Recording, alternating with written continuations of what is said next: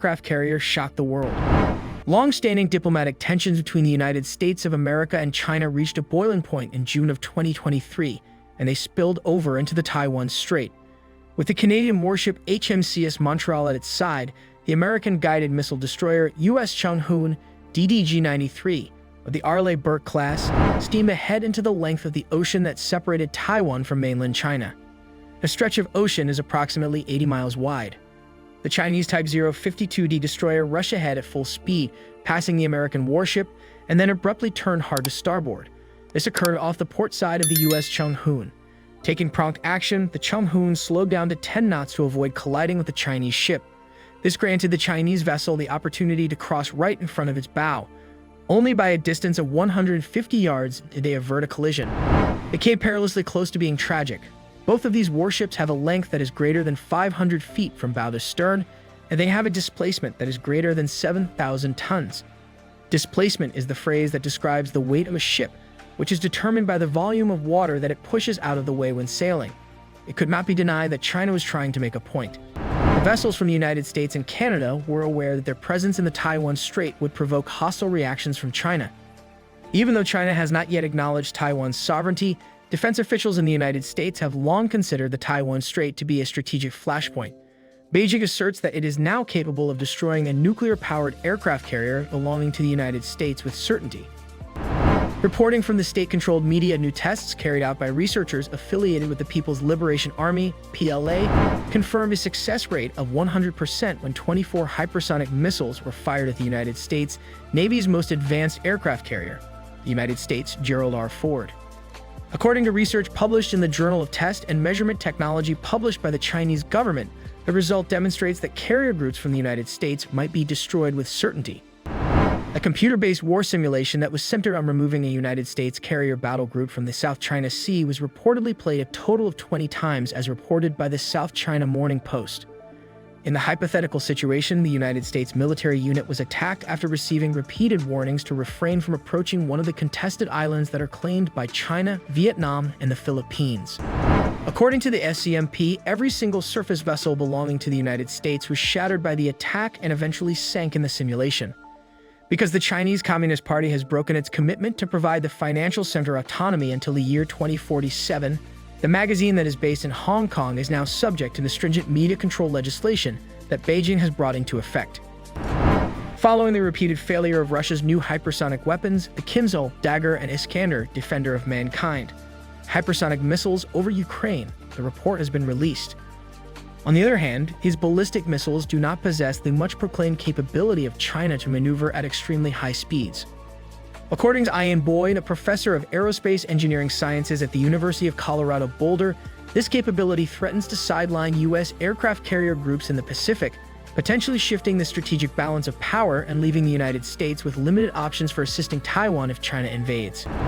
It is necessary to keep track of these missiles during their flight to fight against them, because their flight trajectories can alter as they travel. According to reports, the war exercise was used to test an intentionally complex three-wave attack, in which some of the 24 long-range missiles were launched from the Gobi Desert, which is located in the northern part of China.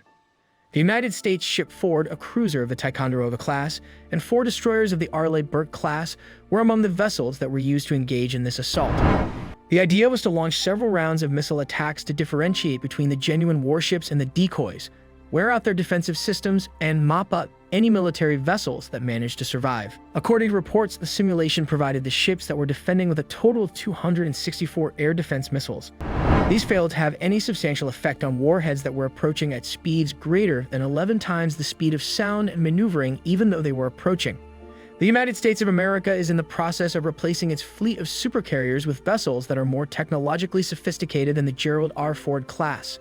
The first, a monster that was suitably named the U.S. Gerald R. Ford and cost $13 billion, went into service in May of 2023. China is producing new vessels at an astounding rate, while United States ships are the most powerful, largest, and longest-range vessels in the world. As CNN reported earlier this year, some analysts believe that China is now capable of constructing 3 warships in the same amount of time that it takes the United States to deploy one. Carlos Del Toro, the Secretary of the United States Navy, stated in February that China currently has 13 shipyards that are responsible for the construction of its warships. Some of these shipyards are capable of producing more ships than the entire United States maritime industry. In the year 2020 alone, China launched 20 new warships, according to Del Toro. The Fusion Type 003 class. The Type 003, also known as the Fusion, is China's most recent aircraft carrier. It is one of the largest aircraft carriers in the world and serves as a symbol of the nation's fast naval buildup. According to reports, the Type 003 carrier is scheduled to complete propulsion tests in April 2023. It is anticipated that the vessel will embark on its first journey before the end of the year. Type 003 utilizes an electromagnetic catapult system, just like the American Ford-class ships. This mechanism enables the ship to launch larger, heavier aircraft at a faster rate than preceding Chinese aircraft carriers. The Type 003 aircraft carrier, on the other hand, is powered by steam turbines that generate 220,000 horsepower, although they require more frequent refueling than the nuclear-powered Ford-class aircraft carriers that are used in the United States. This ship is nearly as enormous as the Nimitz and Ford carriers that are used by the United States Navy. It is over 1,000 feet in length and is just under 250 feet wide. Even though China has only constructed one Type 003 so far, analysts predict that it will be able to host as many as 60 aircraft, including as many as 40 fighters. Type 055.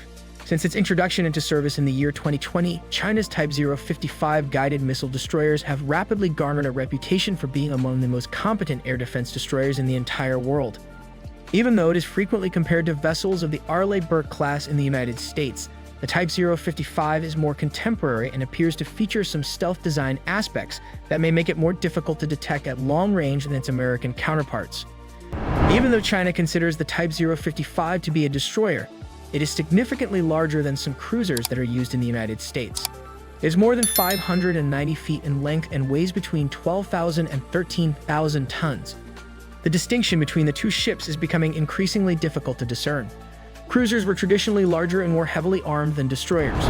Nevertheless, newly developed destroyers such as the Type 055 have reached a size that is comparable to that of many cruisers. With this increased dimensions, the Type 055 can accommodate a greater number of vertical launch tubes, which can accommodate a combined total of 112 surface-to-air and surface-to-surface missiles. In addition to this missile arsenal, there is also a large naval cannon with a 130mm barrel that is positioned in a bow-mounted turret, as well as a CIWS with 11 barrels that fires 30mm rounds. The back of the vessel is equipped with a second surface-to-air missile launcher with a short range, which is comparable to the RIM 116 Ram launchers used in the United States. On the water, China now has 7 Type 055 ships, and the country intends to construct 9 more of these vessels. So this is the end of our today's video. Do you like it? Come and give your valuable response in our comment section below, and don't forget to subscribe to our YouTube channel for more interesting and informative videos.